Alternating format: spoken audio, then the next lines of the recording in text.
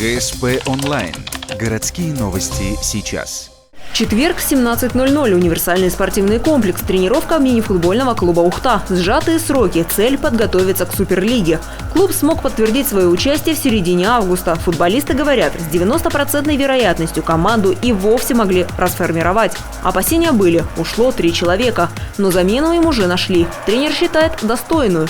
Это футболисты, уже игравшие в элитном отечественном дивизионе. Кроме того, вернулся голкипер Александр Елфимов. С нашим клубом у него контракт. В прошлом сезоне на правах аренды Саша играл за Сыктывкарскую новую генерацию. Ребята встретили хорошо, как будто никуда не уходил. Год пролетел так. Рад очень вернуться, можно сказать, в родную команду. Ждал до последнего. Все-таки не было такого прям, чтобы не будет команды. Даже если бы играли в высшей лиге, я бы все равно в Ухте бы остался. Хотелось бы вернуться, хотелось именно в эту команду вернуться.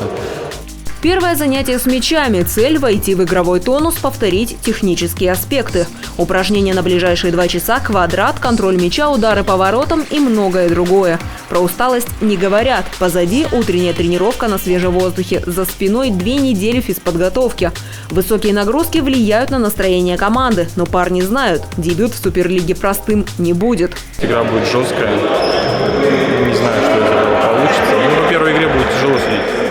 Надо, чтобы прошло время, 6-7, немножко влиться, скинуть чуть вот этот вес нагрузок, который у нас там висеть будет в это время. Стартовая игра на домашней арене против Ухты Тюмень. Ранее клубы встречались в рамках 1/8 Кубка России. С небольшим перевесом победили гости 6-4.